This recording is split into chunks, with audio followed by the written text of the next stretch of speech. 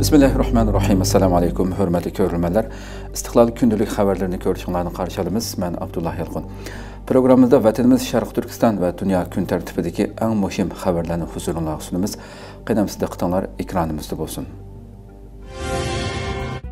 Xitoy Bosniyada qazo qilgan Uyg'urning islomiy dafn qilinishiga yo'l qo'ymagan.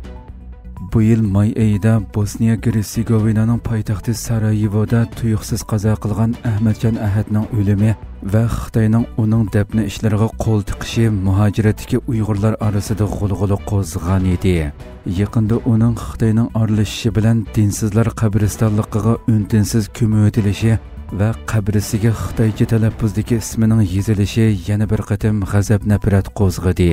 İlgari Sharq Turkistondagi Xitoyning jazo lagerlarida vazifa o'tagan, keyin chet elga chiqib, bu haqda guvohlik berib, Xitoyning jinoyatlarini fosh qilgan Ahmadjon Ahadning Bosniya Hersegovinadagi gumonliq o'limidan keyin uning mayiti Xitoy elchixonasining besimi bilan 2 oydan buyon jasad saqlash uyida saqlanib turgan edi. Erkin Yevropa radiosi 20 avgust bu haqda maxsus xabar ishlagan bo'lib, Ahmadjon Ahadning Sarayevodagi Vilakovo qabristonligiga hech qanday diniy qoidalarsiz jimjit ko'mib qayd qilingan.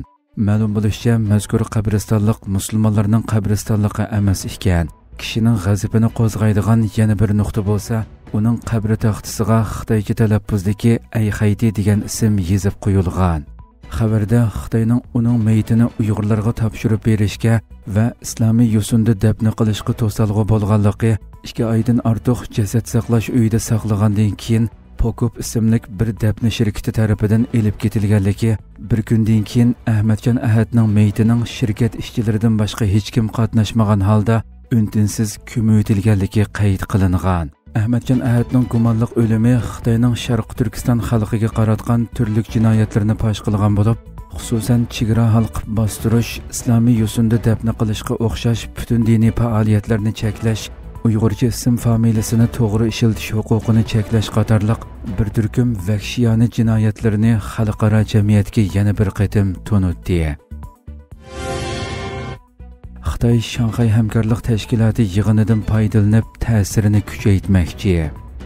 Bu oyning oxiri Xitoyning Tianjin shahrida 20 necha davlatning rahbarlari jam bo'ladigan bo'lib, Xi Jinping Shanxay hamkorlik tashkiloti boshliqlari yig'inidan foydalanib, rayon xavfsizligi va ta'sirini kuchaytirishga urinmoqda. Xitoy rejimi juma kuni yig'in to'g'risida e'lon qilgan bayonotida Xitoy raisi Xi Jinping mushu oyning oxirida Rossiya prezidenti Vladimir Putin, Hindiston bosh ministri Narendra Modi, BDT bosh kotibi Antonio Guterres va 20 dan ortiq davlat va hukumatning boshlig'ini kutib oladi. Bu siyosiy va bexatarlik yig'ini Xitoyning rayonlik ta'sirini mustahkamlashni maqsad qiladi degan. Xitoy tashqi ishlar ministri yordamchisi Liu Bin yig'inning tayyorlik xizmati to'g'risidagi axborot e'lon qilish yig'inida yer sharining 4dan 1 qismini o'z ichiga olgan guruhining rahbarlari 8-oyning 31 kunidan 9-oyning 1-kunigacha Tianjinda o'tkaziladigan Shanxay hamkorlik tashkiloti boshliqlari yig'inida o'zaro munosabatlarni cho'nqurlashtirish uchun yangi planlarni e'lon qiladi deganlarni bildirgan. Bu qatimqi Shanxay hamkorlik tashkilotining boshliqlari yig'ini Xitoyning yillardan buyongi eng cho'ng harbiy paradlarining birini o'tkazishidan bir necha kun ilgari o'tkazildi ekan. Yig'in Tianjin xitobnomasini imzolash va e'lon qilish bilan oxirlashadi ekan. 2024-yili Qozog'istonning poytaxti Ostonada o'tkazilgan Shanxay hamkorlik tashkiloti boshliqlari yig'inida rahbarlar rayonlik terrorlikqa qarshi turish, qayta hosil bo'ladigan energiya va raqamlik iqtisod qatorliq sohalardagi hamkorlikni kuchaytirishga qo'shilgan edi. Taliban Afg'onistonning zimini qo'shin davlatlarga qarshi ishlatilmaydi dedi. Taliban tashqi ishlar ministri Amirxon Muttaqi Xitoy bilan bo'lgan munosabatning taraqqiy qilayotganligini bildirib, Kabulning Xitoyni yaxshi savdo hamrohi deb qaraydiganligini, chunki ikki taraf umumiy savdo summasining 1 milliard dollarga yetganligini aytdi. Turkiya ovozi radiosining xabarida bildirilishicha, Taliban tashqi ishlar ministri Amirxon Muttaqi 20 avgust Xitoy tashqi ishlar ministri Wang Yi bilan ko'rishgan bo'lib, u ko'rishda Afg'oniston ziminining hargizmi qo'shni davlatlarga qarshi ishlatilmaydiganligini ta'kidlagan. Wang Yining bu qatimqi ziyorati 2022-yili 3-oydan buyongi Kabulga qilgan 2-qatimliq ziyorati hisoblandi ekan. Taliban Tashqi ishlar ministrligining bayonotiga asoslanganda, Xitoy, Afg'oniston va Pokiston diplomatlari o'rtasidagi uch taraf uchrashishidan ilgari Wang Yi bilan muttaqi ayrim ko'rishib, ikki tarafning har qaysi sohalardagi hamkorliklarini muzokara qilgan.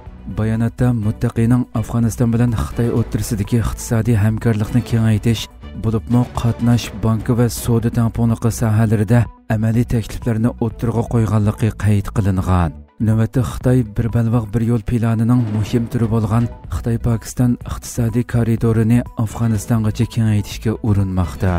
Xitoy, Pokiston va Afg'oniston o'rtasidagi oldingi qatimliq uch taraf suhbati may oyida Xitoyda o'tkazilgan edi. Hurmatli ko'ruvchilarimiz, shuna qilib bugungi xabarlarimiz mushu yerda oxirlashdi. Inshaalloh atiki programmamizni ko'rishgacha omon bo'linglar. Assalomu alaykum va rahmatulloh.